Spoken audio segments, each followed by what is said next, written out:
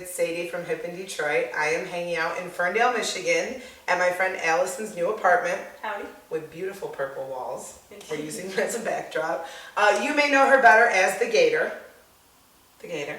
Yes, that's correct. May have seen her perform around town. I know a couple weeks ago you went on stage with Due North when they had their album release show. That we did. Yes, how was that? Let's start with that. Oh, it was great. First, I don't know what to do with my hands. She's holding 2 mugs because she doesn't know what to do with it. I seriously love you. Due North has been recording, I don't know how long it took them to do that album, but they had their release party, and I love album release parties for everybody because when you grow up, you're no longer having your graduation parties and little things like that normally you celebrate for kids, and these are the sort of like big accomplishments. So I love album release parties. Whoever it is, I know that it's like a big deal to that band, and this is the culmination of all their work, and they're sharing it with everybody, which is a big thing. And everybody comes out. Maybe they have shows like occasionally, and maybe some friends come, some friends come. But you're holding 2 mugs. But when you have an album release, like everybody shows up and supports you. Absolutely. I recently had an argument with somebody like in the last month about this, saying that they hated album releases, and I'm like, I think those are my favorite shows. Because they're always crazy and fun and new music and you're right that everybody comes. That's the thing. That it's like sometimes the parents come, like all the parents. Yeah, the parents are always there. I know when we did the album release for Amateur Cartography for my album, my sister baked 3. I did it. It's got 3 colors vinyl for the album. She made 3 cakes in that color. See, and the whole family came and everything, and everybody came. I don't know, everybody was there. So that's the thing. Last thing that you've put out. Correct. Was your full album. Mm-hmm. Have you been recording, writing new stuff, still playing that stuff? Like, where are we at in that process? The album came out, and whereas I had all the plans of, we're going to play these shows, we're going to do this tour, we're going to, try to get this press and do all these things, it didn't happen because of the family stuff, and so it got kind of pushed aside. So, I'm not supposed to be laughing right now, but she has mugs in her hands. I don't know what to do with myself. I keep thinking of Michael Scott now, and all these Office references are coming to me. I was thinking, I have that cup. Anyways, sorry. Yeah, we're going to put the mugs down so I stop laughing during a serious story. But now I just cross my arms the whole time. Little thing. I do this, and whatever this is, it is what it is. So there are plenty of, there's some new songs, not a ton. It goes in cycles, like I think we described in that one other interview we did a long time ago, but so now it's just summer full of shows. Summer full of shows. Yeah, it's got some good ones coming up. You have a really good one coming up next week, which is part of the reason I wanted to talk to you. That is correct. You're going to be playing Detroit Pride. That is correct. Motor City Pride. We were really hoping to walk around Ferndale today. We didn't know that it was just a one-day Ferndale Pride, which was yesterday. So we were going to walk around and try to get some clips to kind of show you guys what was going on. But me and Allison did get to walk around yesterday. We did see a horse and a pig. We did see a pig. And a bucket full of puppies. And a bucket full of puppies. I wanted one of those puppies so bad. The pig was really cool too, though. I didn't know that a lot of pigs have hair. I didn't know that. Yeah. I thought that was really cool, and it's hard, like warriors. Yeah, they're bristly. That's why they used to use pig hair to make brushes and stuff, and toothbrushes. Oh, thank God we don't live in that time. I'm like, that sounds horrible. I'm not brushing my teeth with that. But what did you think of Ferndale Pride this year? I mean, did you have anything that stood out to you? Anything? There's a lot of people. Yeah, I'm really terrible socially, so I don't like go walk around and just like talk and hang out with people. And I've only ever been to it. This was only the second time. And last year I just went to the in-store that Found Sound was doing with Matt Wixon's Flying Circus and the Flax last year, so that was pretty fun. People were, it's nice. I noticed 2 things that I thought were interesting compared to like what's been going on in the past. Like I've been to Pride Parade in Chicago, and I've walked through it in San Francisco and Los Angeles, and there were way more church factions there than I thought there would be.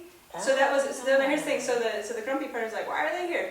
But they weren't picketing. Okay. They were just normal sort of street fair, like, hey, let's tell everybody about our church, and that's it. I mean, I don't know. I didn't do any research on them while I was there. I didn't look up who they were, but the point was they weren't holding signs that said anything like you've seen in the past. I didn't see anyone arguing with them, which is what you will see when I was going to ask you that. Like, did you feel like you're playing Detroit Pride, and it's something that maybe we're 100%. I'm A, for having the event, B, for bringing awareness to a lot of the stuff, just the whole 9 yards, but maybe people in my family or people in my life are not for something like that and are very against it. And I just wondered, like, do a lot of people come and give people a hard time? Or I noticed from me walking around, which was just a short time, everybody seemed super positive. So many people were wearing stuff from the color run.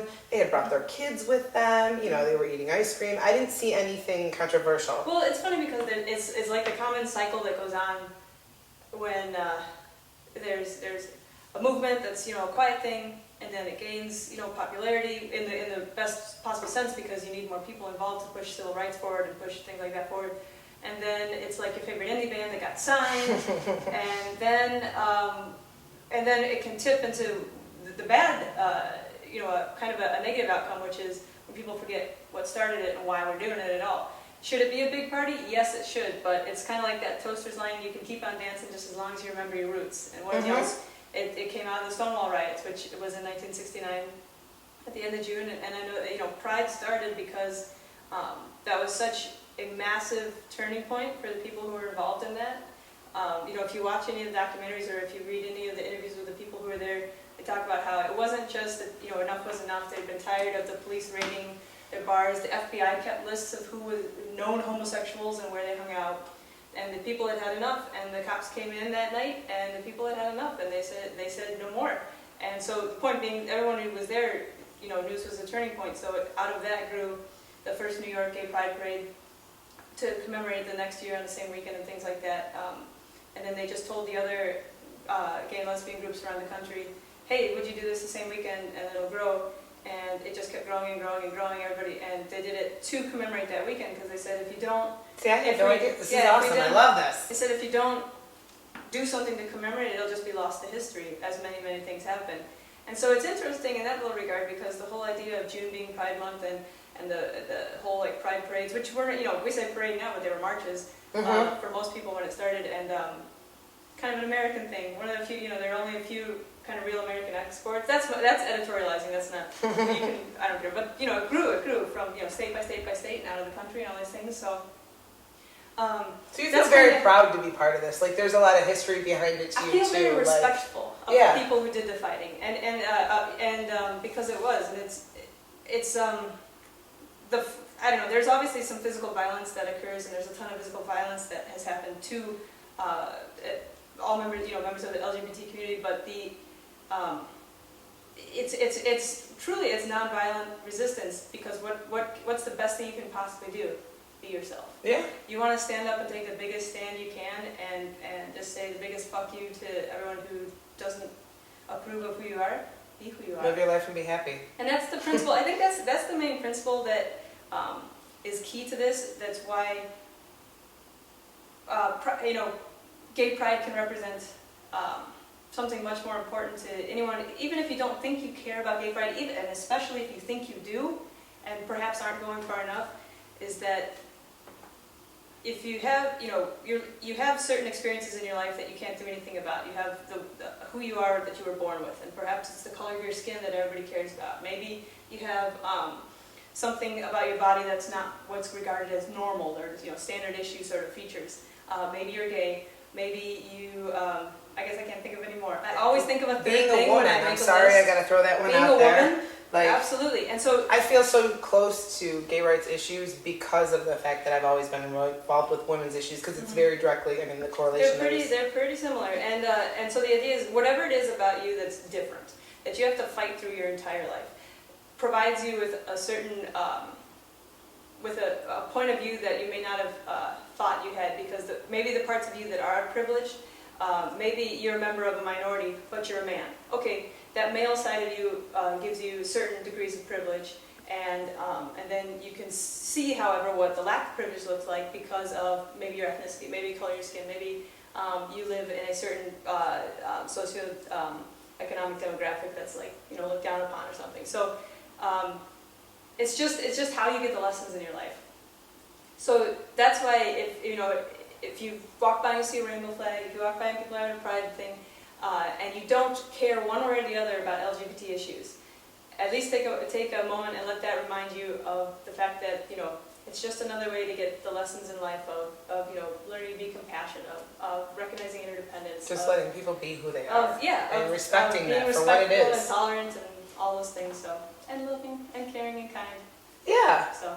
And so, like, do you have anything special planned for your performance? Are you just going to do a normal Gator show? Do you think that you'll talk to the audience? I can a little river bit more? dance. You can river dance? No, I can't. Okay, jeez. I'm going to river dance in front of the... Who else is playing? Do you know anybody else? I know Matt Wixon's Flying Circus is playing. Okay. Tunde is playing. Tunde is playing. I thought In fact, and I feel bad because this means no slight to anyone who I'm not familiar with, who I will meet while I'm there and enjoy their bands, but I know I'm playing at like 4:20, 4:30. We'll look it up and put it in the article. Don't worry. I'm playing at 4:30. Matt Wixon's Flying Circus is playing at 5:45 on the same station. Tunde's playing at, I believe, 6:30 on the other so you stage. can come out at like you 4 can see and all just of them. see the whole And act. you can see, you'll have time in between even to do other stuff. Walk around and stuff. Mike Land from the Flying Circus is going to play percussion with me Okay. to kind of help fill it out. So do you have anything coming up like in the Ferndale area or... All around Detroit Detroit, area. June 17th with Speaker for the Dead. They're a 20-piece folk punk band, and they have a new album that's really great. Do they have a And trombone?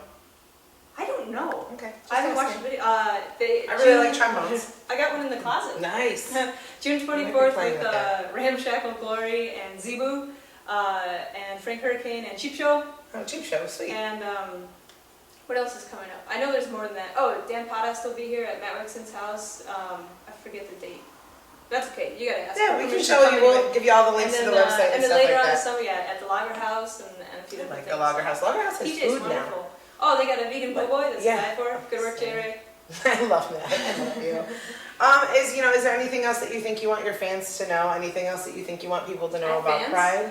You better have. You have a fan in me. At least me and Christy are on your team, so that's 2 for 2. And I'm pretty sure the boys from Due North are also on your side. They're on my shirt. Yeah, they are on your shirt, and we saw them on Friday night. They played a really good show. I didn't make it out to the album release, but I made it out to that. So it's another band I definitely think our more punk rock fans would be into. So check them out. Yeah, and they're all over my album, all of them, and I'm on their album.